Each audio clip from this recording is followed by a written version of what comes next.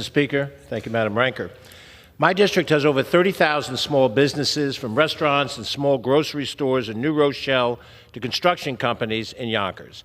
Every day, I hear from business owners that they need certainty to run their businesses. They rely on an immigration system that ensures their employees won't be targeted and unjustly detained on their way to work. They rely on trade policies that keep the cost of their products stable. And they rely on federal partners who will be there when they need assistance.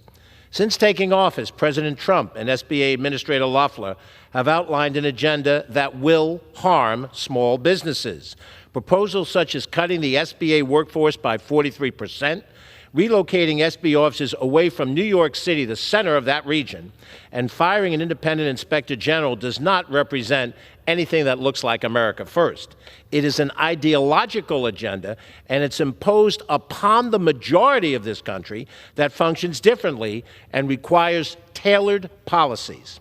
In addition, last week, my home county of Westchester was branded a sanctuary jurisdiction by the Department of Homeland Security completely inaccurately. Westchester is not and has never been a sanctuary jurisdiction, and in the last 7 years we've reduced violent crime, and we have brought economic strength over a period of time that rivals any county in this nation. Westchester County cooperates with federal immigration law. County law, however, requires that no administrative police can circumvent due process. We do this to ensure that all residents will cooperate with local law enforcement. Westchester rejects the deep state police that appear masked without badges and proper identification. This bill represents an attempt by House Republicans to enact retribution on places because this administration wants to impose its view of law enforcement, deep state authority, not subject to judicial review. The result of petty and punitive motives of this bill is that small businesses will suffer. You would think that when you offer support for this president's tariff strategy, reckless as it is, it's damaging small businesses, it's international goods, components, and supplies. They would instead be working to stimulate that, but this bill could not be further from that goal.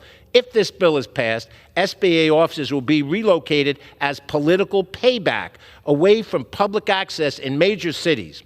In fact, that is the point, to reduce programs that help small businesses access to capital, professional services, and predictable tariff policies. That is why I introduced an amendment to prohibit SBA from relocating an office if the next closest office is more than 50 miles from the communities that were relocated. We should be debating legislation that will help small business tackle what they identify as their biggest needs: workforce development, stability, and access to counsel. That is not what we're doing. If we continue on this irrational path, American businesses will suffer. The mistakes we are making in this Congress, bill after bill after bill. I yield another minute. Gentleman recognized. Thank you. The mistakes we are making in this Congress, bill after bill after bill, will damage this nation's strength at a time when we need unity and strength more than ever before. I urge my colleagues to vote no on this bill. Thank you, Mr. Speaker. I yield back my time.